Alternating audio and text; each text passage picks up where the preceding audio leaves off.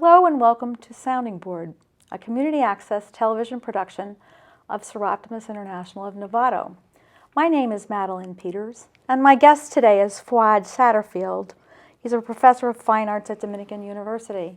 But before I have him introduce himself and give a little bit more background, I'd like to talk to you about Seroptimus International. Our mission is improving the lives of women and girls through programs leading to social and economic empowerment.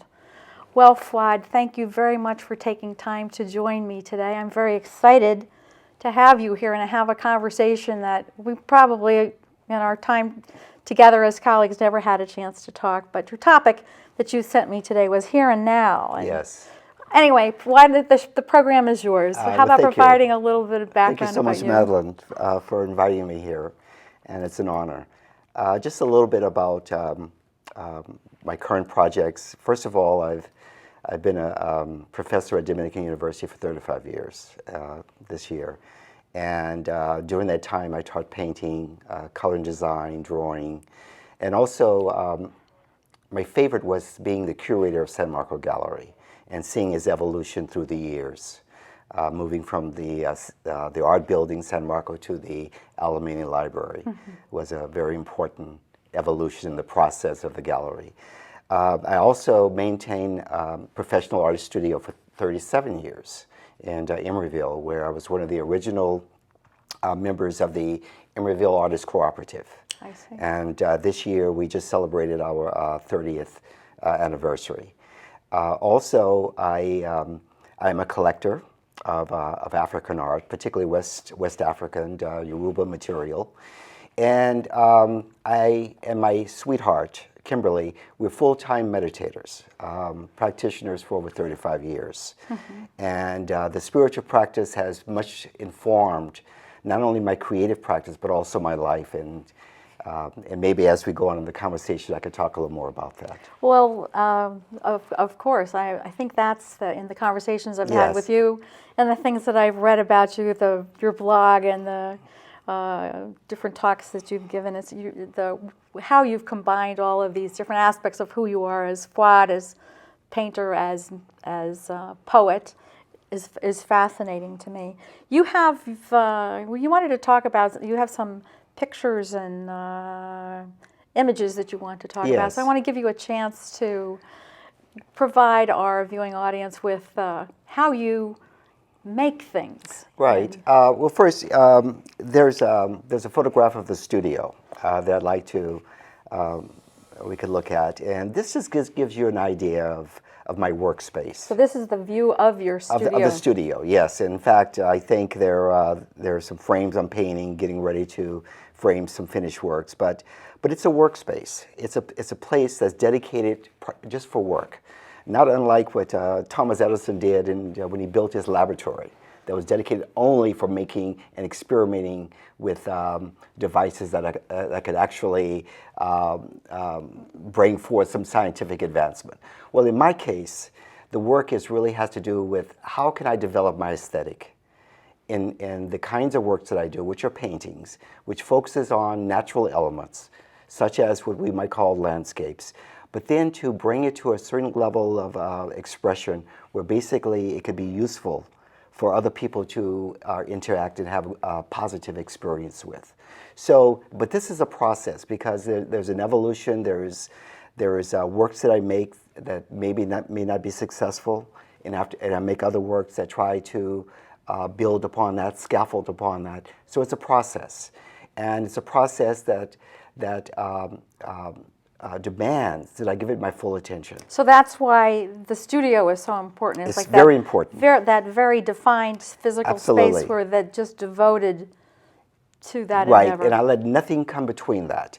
Now, I think it's very difficult when I was a younger person, in fact, and I had a young family, and it was really quite hard, actually, because there's a certain demand that the work makes on you, and then you're sort of torn between how much time should I give family, how much time should I give work, and it's really hard, and it sort of takes a toll on you after a while. But as I got older and my family matured yeah. Certainly, Now the focus is on the work, and I have a wonderful family that does support me because they've seen now what it takes over these 30-some years being a serious practitioner, what's required to do the work well. After all, I'm involved in a tradition of making that goes back 500-600 years old in the West, you know, and even older in the ancient world. Yes. And so there are certain demands, there are certain requirements, there's certain criteria that one has to commit themselves to. And I certainly respect that. And those peers that I have who I'm very close to, we honor that commitment. And we try to dedicate ourselves to making the best possible expression that we possibly can make, given our particular works. So that's... So that's the importance of place and having the place, yes, so that you can dedicate yourself and really, really focus on it. And so that's the setting. And then I think you have some of your works as well, too. Well, yes. There's two paintings that I'd like for you to focus on. One is called the Cerrito Creek series. And it basically is, it's in the East Bay, and taking a walk one day, I just noticed, you know, because I am a meditator and I like to just go off and kind of just be by myself and be quiet and just sit and observe and listen. And often I am drawn to the most innocent things, the things that seem that most people would not probably recognize or either focus on. But I always see profound structure in the simplest aspects of nature. So therefore, the Cerrito series was actually came out of those observations, and these were all recent works. There's another series that I did when I was in Costa Rica and also the Baja called the Cenote series. And these were reflections upon the sacred pools and water wells within the Yucatan Peninsula. And they're called the cenotes. And there was deep meaning in that for me. Because this area, if you're familiar with it or not, I'm not sure, but it's a place that doesn't get any rainfall. And yet there was a civilization that was there for 1,300 years because they were able to control the rainwater into these deep wells and then utilize it in such a way that they were able to maintain harvests, large populations, and there was no waste because they understood the value and the sacredness of the water. So these cenotes held great reverence for me upon that experience, and more than just water, is what they meant in terms of nourishing the spirit to be able to continue to grow and to consider the possibility of creation and recreation and also all the other aspects of what it is to be human. Just in your description Yes. of that series, it's kind of, looking at 14 years of drought in California, Yes. and here I did not know anything about this particular civilization or the way they harvested water. It's like through your description and through your art, you make visible to me in your words and in the series something that I have no knowledge of. And as you tell the story, as one sees the image, then there's a learning that happens there that's really profound. That it happens because you're paying attention to your surroundings. Yes. You're paying close attention to your surroundings. And I want you to go on. It's just that struck me Yes. because you obviously experience things very deeply, but you also have your way of creating a work as a maker Right. that then articulates that story to many, many other people. Well, of course, I'm always looking for sites of reflection, and those areas of reflection ultimately will turn into paintings, because that's the only way that I know that I could share this great delight, the sublimity that I experience, and I want to be able to share that. My whole reason for being is what can I do? What can I do to elevate the inquiry that we have as humans? How can we better understand and cooperate and appreciate the things that are important for us, particularly in natural resources and the kinds of things that we're generating and how we're able to dispose of them in healthy ways. So what can I do? Well, all that I could do is basically reflect and try to bring forth what I think are the most positive expressions given my work, and hopefully that they could have some interaction in a way that would just help people to stop for a moment and just reflect on what's around them and see the value of it, because it's very important. Because I think until we really own up to what we produce and the waste that we kind of generate and really own it, I don't think that nothing will really change. And so I'm very concerned about this, because I take my walks and I sit in nature and I reflect, and it really is hurting. It's trying to speak in a way that it can only speak to us through saying, "Look at me." And what we can do is we can say, well, yes, I see you, and maybe now I could take some action to try to rectify or to try another strategy towards how we utilize materials. And also, this will change the interaction that people have with one another, in fact. It's really, it's forgiveness, it's appreciation, it's love, it's compassion, it's empathy, it's all the things that make us human. You know, animals express it to a certain level that they can, but we have an additional instrument that can take us to the next level. That's where we should be. And hopefully, whatever I could do in contributing to this, that's my goal and that's my objective and that's what my work and my life is about. Well, and as you've illustrated so well, I mean, you're practicing that, you're living and practicing that and sharing that in the moment. Let's see, so... and fish camp. Now. Yeah, I want to... Fish camp. Now fish camp, moves from the Yucatan to Yosemite.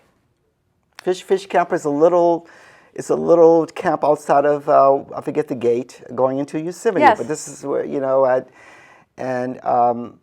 stayed there one time, and there was beautiful Yosemite with a great monumental natural edifices, and here I am outside in the back looking at the little straggly stream. Mm-hmm.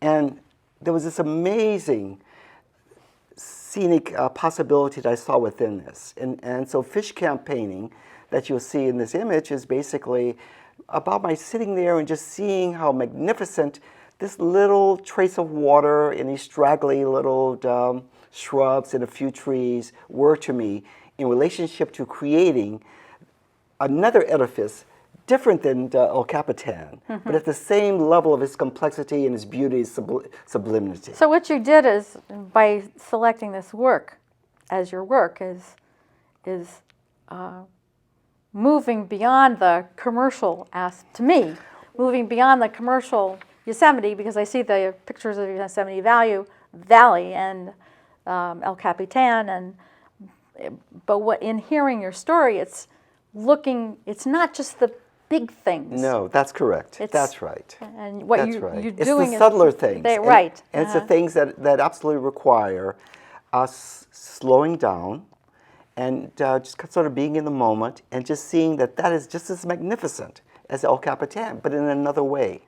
And of course, one has scale and mass, and the other has a kind of nuance, a very subtle simplicity that's absolutely elegant, just in those very raw elements. Mm-hmm. And of course, I think maybe this speaks to just my, when I was very young, I was allowed to play outside a lot.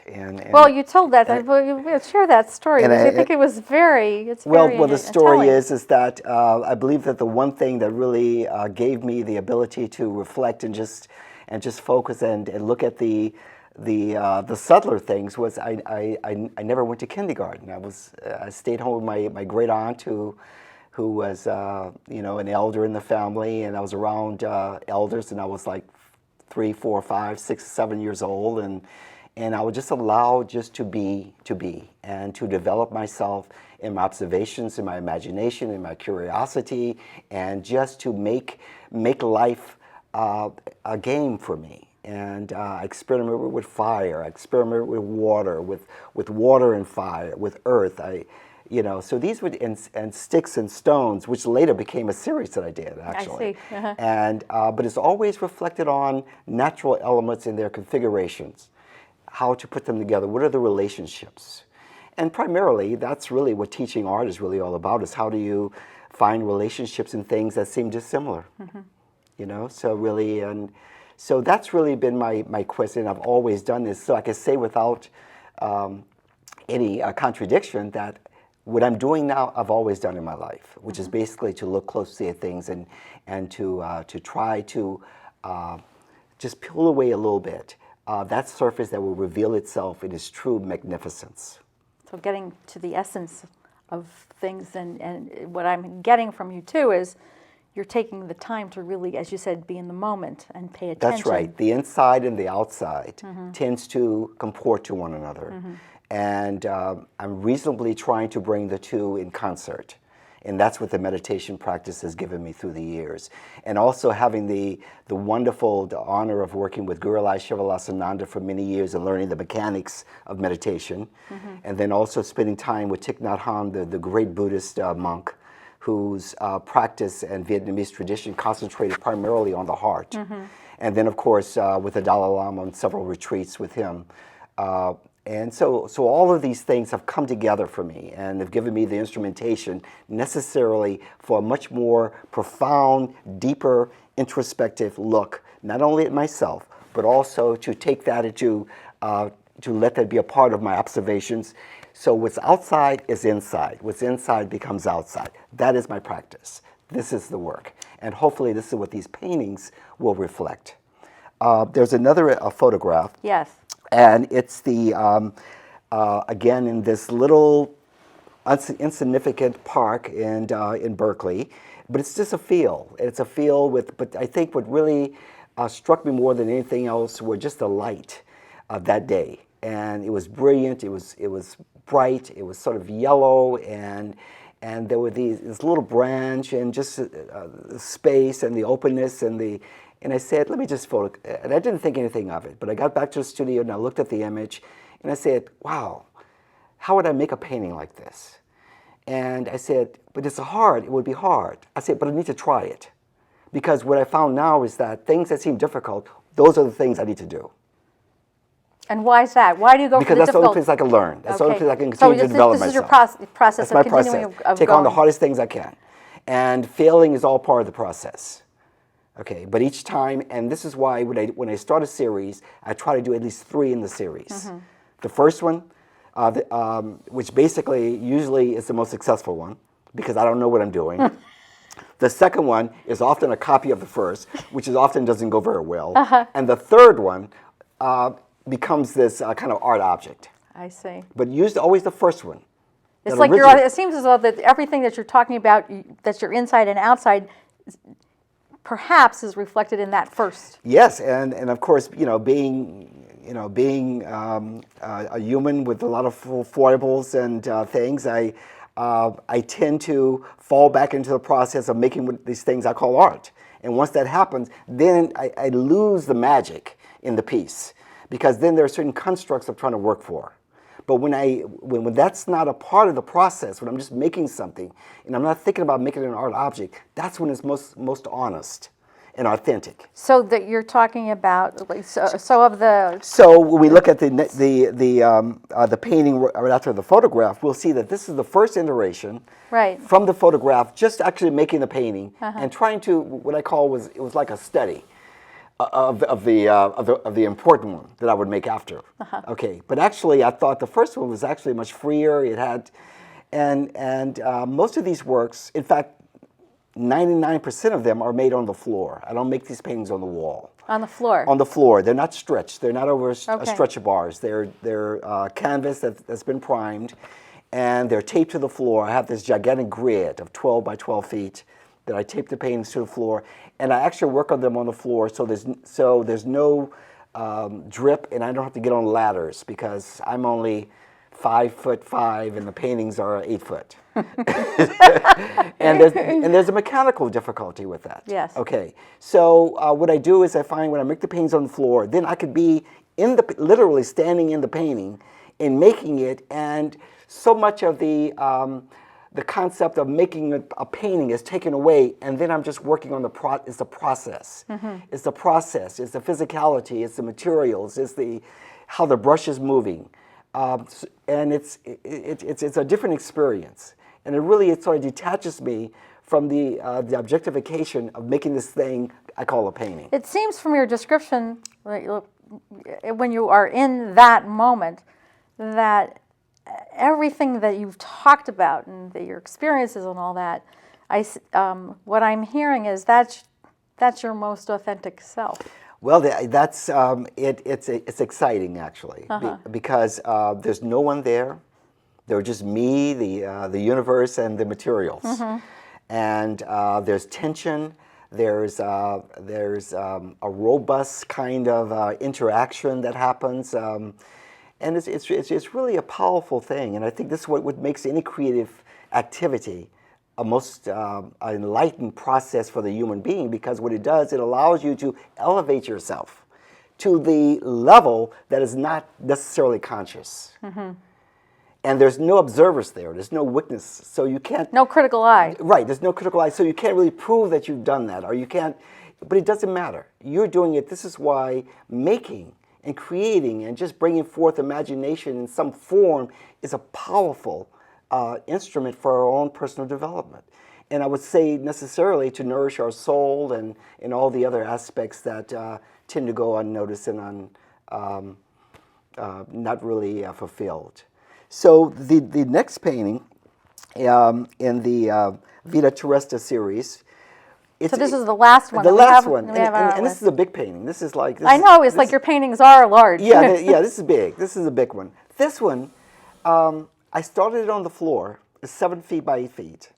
And for some reason, I decided to bring it to the wall to try to make the painting on the wall, which is very different for me. And that changed everything.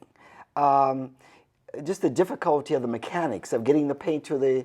And I use these long extensions for reaching up high, and it was very difficult. So this painting was very difficult to make. There was one more after this I will make, which I will try to take the process a little further. But I want to keep the painting rather fresh, and the success of it is whether it does what I want it to do, which is basically have some interaction that might be of interest to a viewer. If it does that, then I'm satisfied. You're satisfied. I'm satisfied, and I'm out of the picture on that. I never try to explain my works to anyone, and I really don't really like giving titles to them, because I think it's kind of prejudices it brings forth a kind of connotation that maybe that's suggestive, and it shouldn't be. It should be a one-on-one with the viewer and the work. So what is your message then? We have about 5 minutes left, but what is the, and maybe I'm labeling something. Yes. So I'm learning from listening. I'm learning from listening to you too. What would you like to share with our viewing audience about, yourself, your work, the importance of being in the moment? It's like yours is a combination. What I'm hearing is just a combination of experiences and meditations.